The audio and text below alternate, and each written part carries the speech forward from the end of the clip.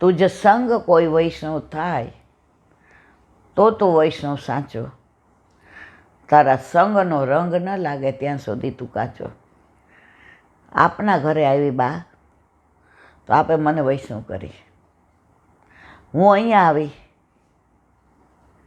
અને આ તમારા દીકરાને એટલે કે એનો લાલ્યો એને નામ ફૂંકાવા ગઈ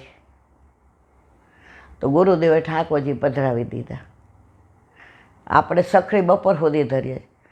મારી બા 8 યામની સેવા કરે છે. વેવાને અપરસય ભૂલી ગયા, બધું ભૂલી ગયા ને ભેટી પડ્યા. આયે મેરે નંદ નંદન કે પ્યારે. હવે વળાવતા હતા ત્યારે દીકરીને સાસુ બોલ્યા, વેવાણ આજ તો ઘર ખાલી થઈ જશે, નહીં ગમે નહીં. ના રે મારા વાલા, ઘર તો મારું પ્રભુ આવ્યા ત્યારનું ભરેલું જ છે. એ તો મને લઈ જશે ત્યારે ખાલી થશે. બાકી મારા ઘરમાં મારો પ્રભુ બિરાજે છે એટલે ભરેલી જ રહેવાની છે, કોઈ દી ખાલી નથી થવાની. એના બાપાએ બધાય રાજી થઈને દીકરીને વળાવી અને જેટલો કરિયાવર દેવાતો તો બધો દીધો. સૌરાષ્ટ્રમાં આણાય હોય ને જીયાણાય હોય એટલે જીયાણું સરસ કર્યું, બધાની પેરામણી સરસ કરી. નાની એવી વાડી હતી ત્યાં જમણવારી 2 ટાઈમની સરસ કરી અને બધાય રંગે સંગે.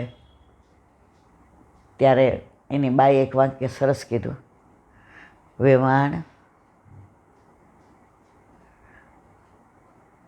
ઘણામાં પેરામણી પાછી વાળવાની હોય. અમે તમને પેરામણી દઈએ તો તમે એકાદી નાનું બ્લાઉઝ કે એવું પણ અમને પાછું આપો. તમે તો મારા ઘરે ઠાકોરજી પધરાવીને એવી પેરામણી પાછી આપી દીધી છે કે હું તમારી જન્મો જન્મની ઋણી છું. આ બધા લોકો આવા દાખલા દે. ભલે જે કહેવાવાળા હોય ને એ મને 2 જ મિનિટમાં 5 મિનિટમાં કહેતા હોય, પણ મને વલ્લભ કૃપા કરી અને હું મઠારીને બોલું તો જે જીવનો જે અધિકાર હોય એમાં દુનિયાની કોઈ તાકાત કાંઈ કરી શકતી નથી. ક્યાં એના સાસરીવાળા, ક્યાં બ્રહ્મ સંબંધ લેવું, ક્યાં ઓલા દીકરાને કાન ફૂંકાવા, ક્યાં ઠાકોરજી પુષ્ટ કરાવવા. તો આ બધી લીલા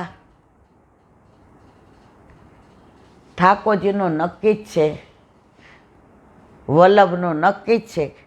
આ જીવ કરોડો વર્ષોથી વિખૂટો પડેલો છે. અમારો છે, અમારો હતો અને અમારો રહેશે. અને એને શોધી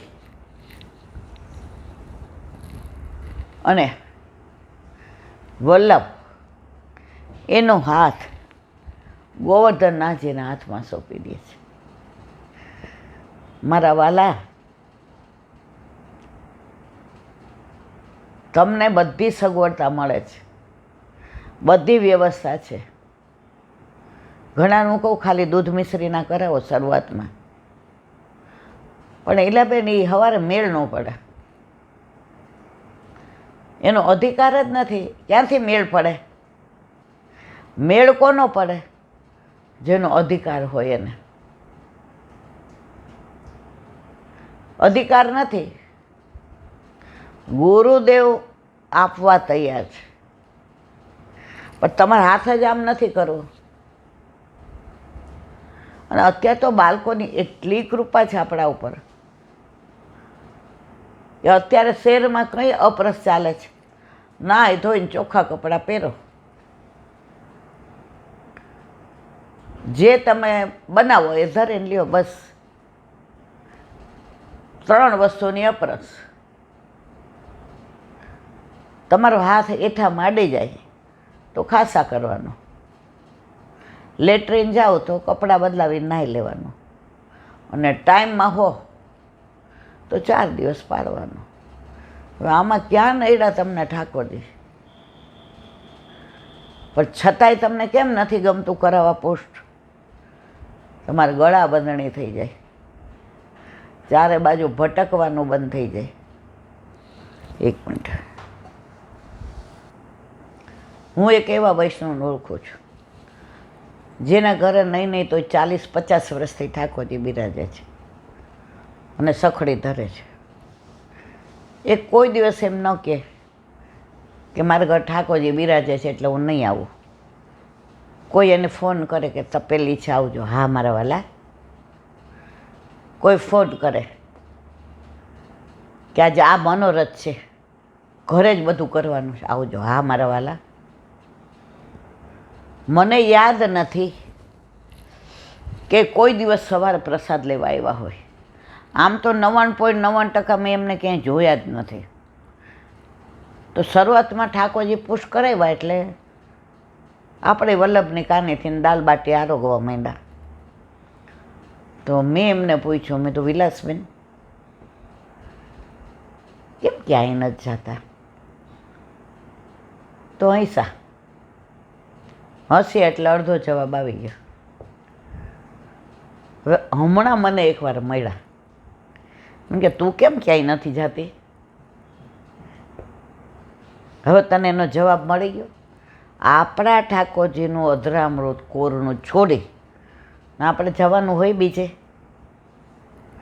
એનો મતલબ એમ નહીં પ્રસાદનો અનાદર કરીએ છીએ. સાંજે ગયા હોય મળવા કે ભાઈ સરસ મનોરથ થયો આમ તેમ, તો ભલે ને કણકો લેવડાવે, પણ સવારે તો નહીં નહીં ને નહીં. હવે એટલે બધાને ખબર પડી ગઈ કે આપણે નથી જતા, એટલે હવે આપણી ગણતરી જ ન કરે. તો મારો કહેવાનો આશય એ છે કે આપણા માથે બિરાજતા આપણા ઠાકોરજીમાં આપણને એટલી આસક્તિ હોય કે આપણને બીજે જવાનું મન થાય નહીં. અને બીજે જવાનું મન થાય છે એનો મતલબ આપણા ઠાકોરજીમાં આપણને આસક્તિ નથી. ચારે બાજુ ભટકવાનું ક્યારે મન થાય? તમારે યારે પરણી જાઓ ને તમને એમ કહું કે તમે બોલો નહીં પણ ઉદાસ તો થઈ જાઓ. એમાં આપણા માથે બિરાજતા આપણા ઠાકોરજી, આપણે એને છોડીને ક્યાંય જઈએ તો ઉદાસો થઈ જાય. હો, એક નાની વાત, એક 20-22 વર્ષનો દીકરો હતો. એની મમ્મી રોજ કહે હવેલીએ દર્શન કરવા જા, પાઠશાળામાં જા, તારા ભાઈબંધ જાય છે એની ભેગો જા, બધાયની આરે, ગુરુ ઘરે. બોલો ચોખ્ખી ના પાડે. એ કે શું કામ સેવા, શું કામ સ્મરણ, શું કામ સત્સંગ? તો કે આપણે જેવા કર્મો કરીએ ને એવા ભોગવવા પડે. તો આપણે જ્યાં સુધી ગુરુ ઘરે જઈએ, પાઠશાળાએ જઈએ, ત્યાં સુધી કાંઈ ખરાબ કર્મ તો કરી જ ના શકીએ. બોલો કે બરાબર. હવે કાલથી તું જઈશ ને? એ કે હા. હવે એ ગામમાં એક પ્રાચીન વૈષ્ણવ પધાર્યા હતા. એટલે બીજા એક વૈષ્ણવને ઘેર 2-3 દી રહેવાના હતા. ગાડામાં એમનું બધું ઠાકોરજીને એમની સામગ્રીને બધું લઈને જ પધાર્યા હતા. એટલે આની માને એમ થયું કે આ દીકરો ત્યાં જાય ને તો આ મનમાં આને સવાલો એટલા બધા છે, હવે મને તો કાંઈ ખબર પડતી નથી. એ અનેક સવાલો કરે છે પણ હું જવાબ આપી શકતી નથી, કારણ કે મને કાંઈ આવડતું નથી. મને સેવા, સ્મરણ, સત્સંગ આ 3 આવડે છે. એટલે સાંજે એણે કીધું જા,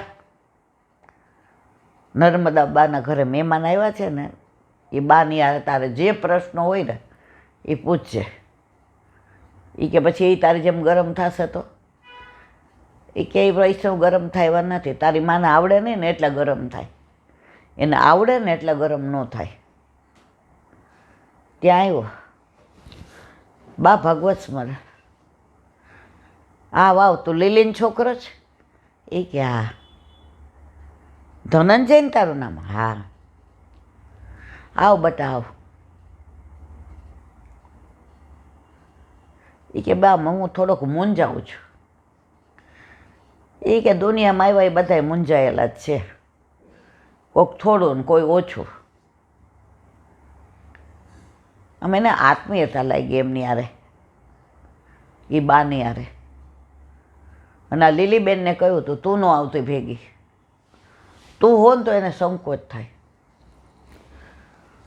હવે કે બોલ તાર શું પૂછવું છે? એ કે બા સેવા ને સ્મરણ ને આ સત્સંગનો તો મારી બા આખો દે કે કરે છે, એનું શું કારણ? એ મને સત્સંગમાં કેમ જવાનું એ સાંજ પડે ને મને કહે ફલાણાનો છોકરો જાય તું જા, ઢીકણાની છોકરી જાય તું જા, મારે નથી જવું. કે હા મન ન હોય તો ન જ જવાય. એ કે જઈને સત્સંગમાં જઈને શું મળે? એ કે શું મળે એ તો પછીનો સવાલ છે. હવે સાંભળ, આ ઈંટ પડી છે ને ઈંટ, એ ત્રીજે માળે જા, જોરથી મારા માથામાં માર. બા મને કાંઈ તમારા ઉપર દાજ નથી, મને તમારા ઉપર કોઈ દ્વેષ નથી. બા તમે તો આટલા મોટા એટલે મારા માટે તો પૂજ્ય છો. બા મેં એવો ગુનો કર્યો કે આવું તો મને કહો છો? એ કે ના, આ મારી ઈચ્છા છે કે તું મને આ ઈંટ માર, અને એવી જોરથી માર કે હું લોહી લોહાણ થઈ જાઉં. ઓલો કે ન ભૂતો ન ભવિષ્યતિ, આજે નહીં કાલે નહીં ક્યારે હું ઈંટ તમને મારું બા? તમારા જેવા ભગવદીયને જેણે સ્વપ્નમાં કોઈનું ખરાબ નથી કર્યું, તો તું મારું નહીં માને એમ ને? બા તમે બીજી કોઈ વાત કરો હું માનીશ, તમે સત્સંગમાં જવાનું કહેશો તો હું જઈશ, પણ હું તમને ઈંટ નહીં મારું. એ કેટલા સસ્તો રસ્તો કરી દો. એ કે શું? એ કે ઈંટ જેટલા રૂ લે અને રૂને એવી રીતે બાંધીને ઈંટ જેવું તૈયાર કર